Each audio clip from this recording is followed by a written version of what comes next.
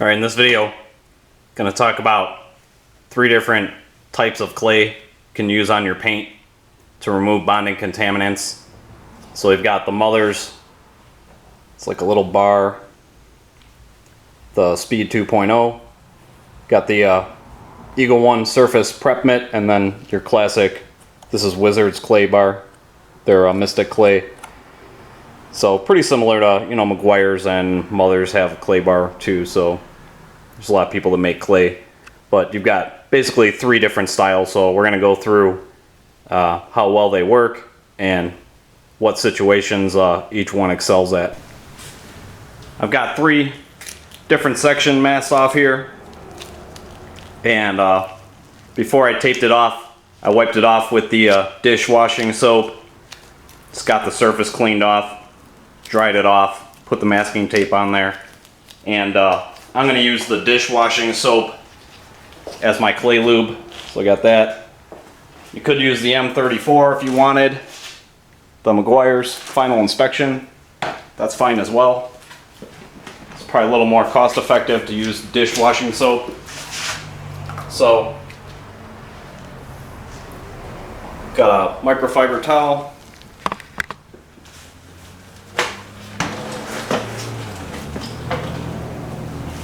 Start with the Mother's Speed Clay.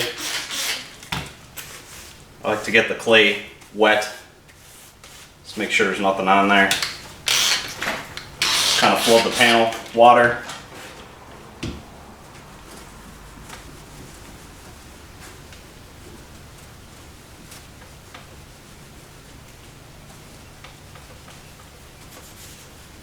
This thing is kind of flexible.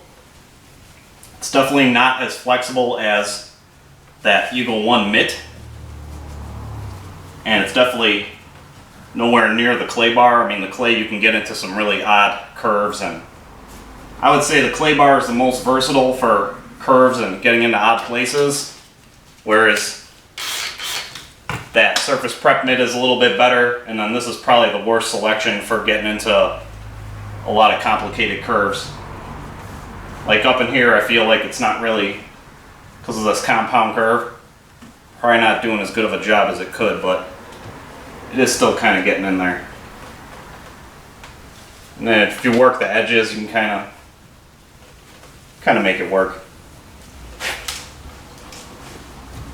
Just going to dry it off.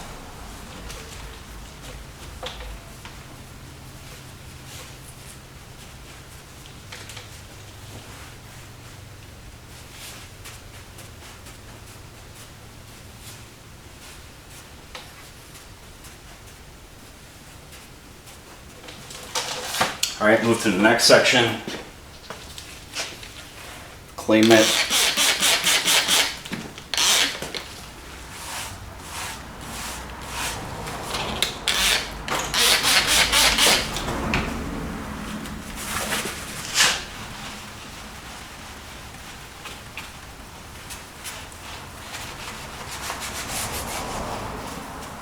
I really like this thing. This is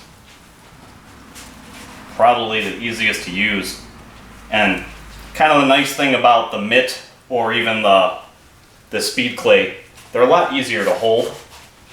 You know, it's pretty easy to drop a piece of clay on the ground, and once you drop it on the ground, you gotta throw it out. It's just ruined. You know, there's a good chance that little tiny rocks got stuck to it, or something, some kind of piece of debris got stuck to it that's just gonna end up scratching the surface if you use it. So if you drop clay on the ground, you gotta throw it out. Now, according to Mother's, you can just clean this thing off if you drop it. I guess, you know, that probably works. Probably the same thing with this. I'm sure if you really cleaned it off well, you'd probably be okay. The clay, I feel like the clay is a little bit stickier, so probably not gonna be cleaning off a piece of clay.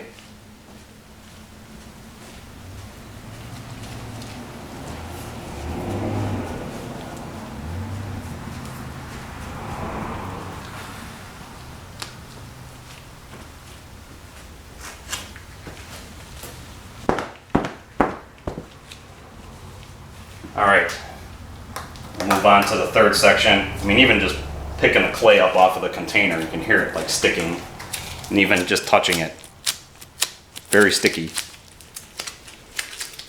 One thing that's kind of annoying about clay is it's kind of hard to hold it, and it's really easy to drop it, and then, you know, as you move along, you have to knead the clay to expose a fresh part of the clay bar, and it's just like it's like an exercise in arthritis sometimes.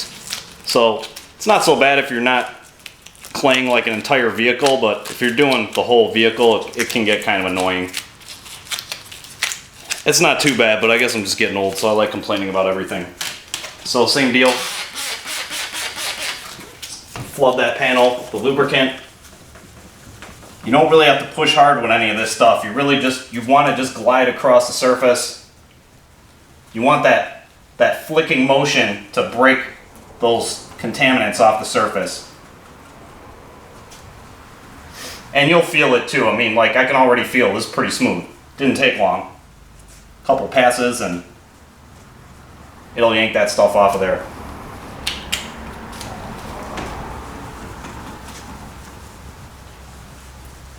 And of course, the clay is very malleable. I can get into all these compound curves, not an issue. This stuff is really great on a motorcycle. You know, if you're doing something smaller, especially a motorcycle, it just it's very versatile as far as getting into hard to reach places.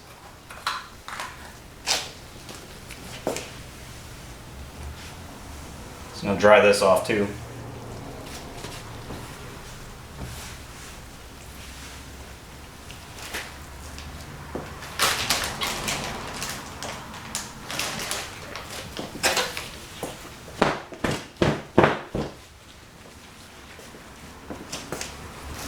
Grab a towel that's actually dry. Finish this off. You know, and you'll notice too, I mean, just wiping the surface now, like when I went to clean it, you could feel the surface just grabbing that microfiber towel.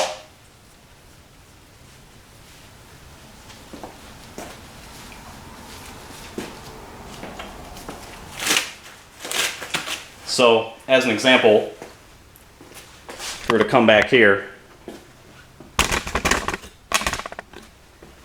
and I take this towel,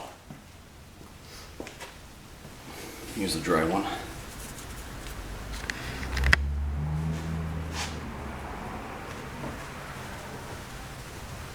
Get the camera up here.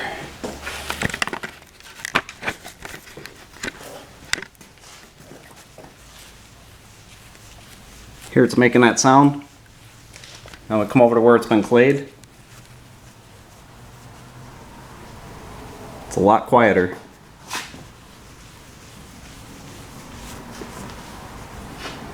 So, same thing with using your hands.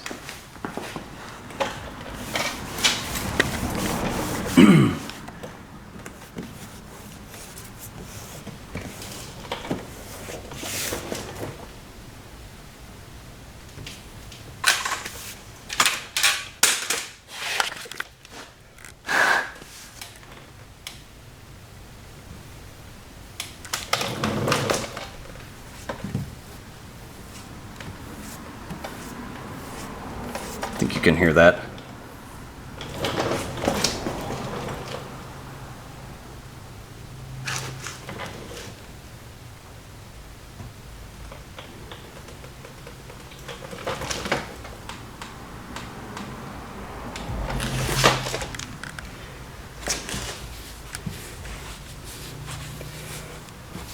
So I feel like all three of these, they definitely work. Let me, I'm gonna unmask this and then maybe grab a plastic bag because I feel like there's just too much moisture on my hands to do this correctly. So I'll take the tape off of there and I'll grab a plastic bag and we'll do a little more sound test on it. Alright, the plastic bag wasn't really working, so it's gonna do it by hand. So, running my hand back and forth.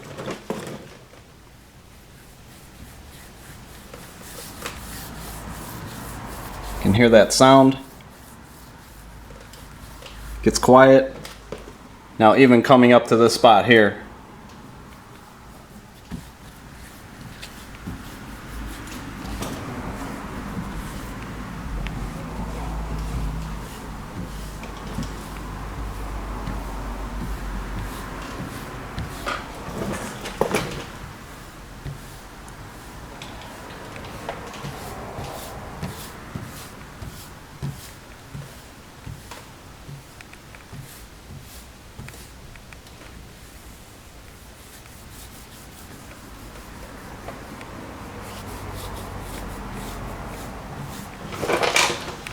So it's probably not the best example because this does have contaminants on it, but it's really not that much.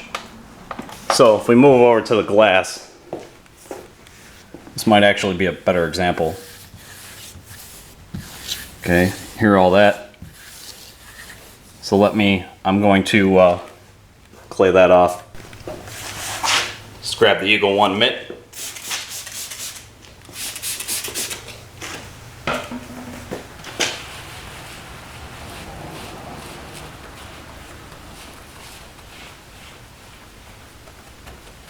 And you can even hear a difference on the mitt. Like if I get up into the top here, listen to this.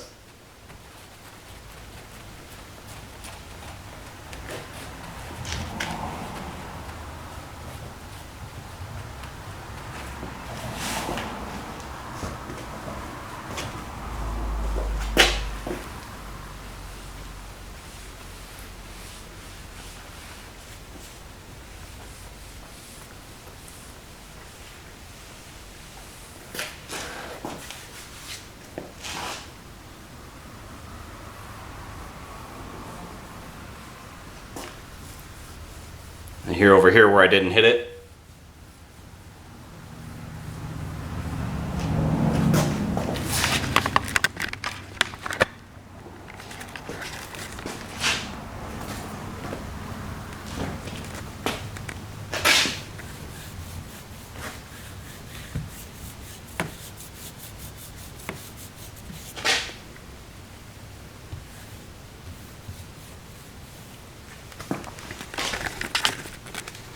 Alright, so quite honestly, I don't feel like there's much of a difference. Like, I think they all do a really good job of pulling off bonded contaminants. So, I don't think you can go wrong with any of them. You know, I've got all three of them just because that's how I am. I think if I was going to choose only one for the most practical, it would be this mitt. And probably the second choice would be the actual clay. And then this thing does come in handy, and it's very easy to hold this thing. So, but it is really more for flat panels. So it kind of depends on your car. If you've got a lot of curved surfaces, this thing's probably not going to work out as well. I mean, it has some squish to it, you know. But this thing is really flexible. So, going back to the whole point of why anyone would even care about this, you know, obviously this vehicle needs paint correction. And I'm going to do a video getting into that, but, you know, when you go to correct paint, or even if you have nice paint on your car, you know, the way I always describe the clay bar is, you know, imagine a glass table that has a layer of dust on it, and you go to clean that glass table, and that layer of dust that's on that piece of glass does not come off. So you spray it with glass cleaner, you wipe it, but it still looks like there's a layer of glass or a layer of dust. That's pretty much what happens every time you wash your vehicle when there's bonded contamination on the paint. So you have to understand that those bonding contaminants are affecting the reflectivity of this paint. So the clay bar, like on the surface, it sounds kind of goofy. Like I don't think too many people connect the dots with it, but it does have the potential to make your car shine a lot more. Like even on paint like this that's all beat up, if you just clay bar it and get that surface of contamination off of there, it's going to look better. The car will actually have kind of like a glow to it. So going back to if you're planning on doing paint correction, the good thing about using clay is you're taking that layer off of there. So clay is like, imagine that dusty table, and you clay bar it, and the clay actually removes the dust. Let's kind of finish that analogy.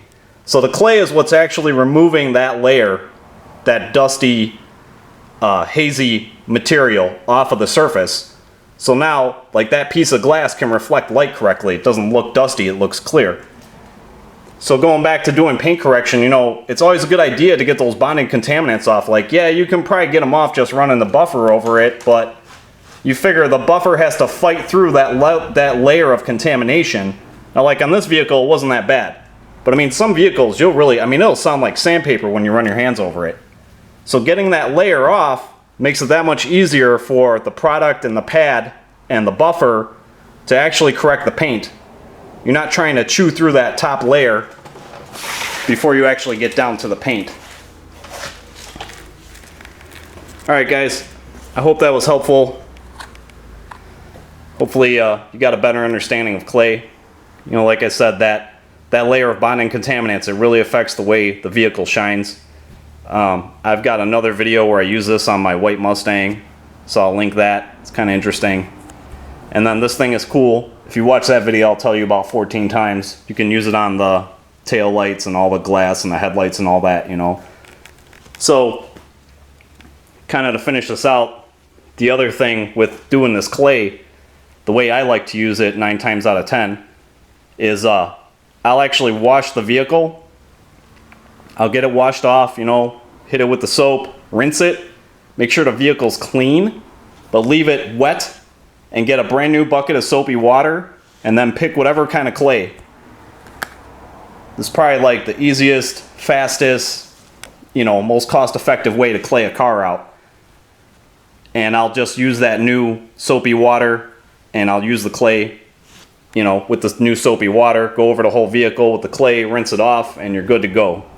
Now, obviously you don't want to do that in direct sunlight. I mean, you gotta use kind of common sense doing that. So, you know, it's kind of funny, but like when I bought the black car, I actually clayed it outside. It was like, I love when it's like kind of drizzly, hazy raining to do clay work outside or on an overcast day where it's about to rain.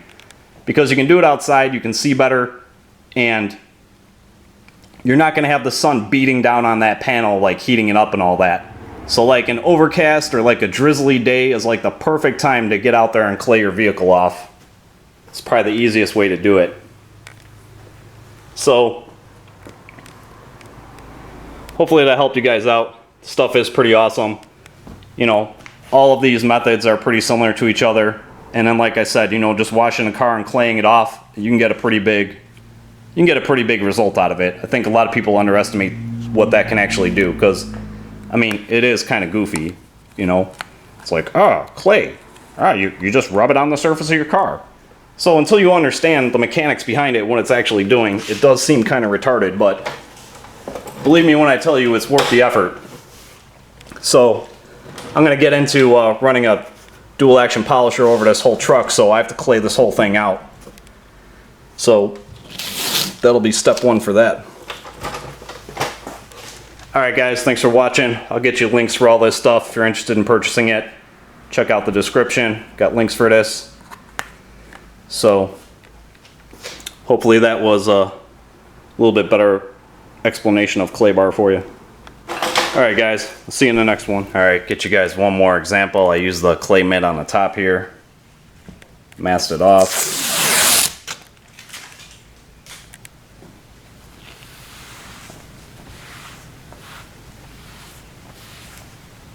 So just running my hand up top here. Come down.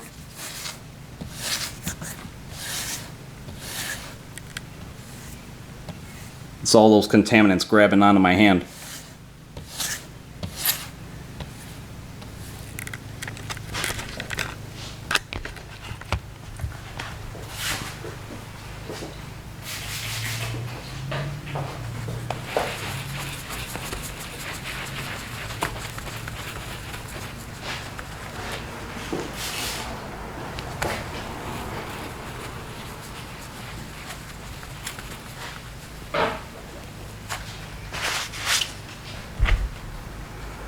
So then hitting the rest of this with the mitt.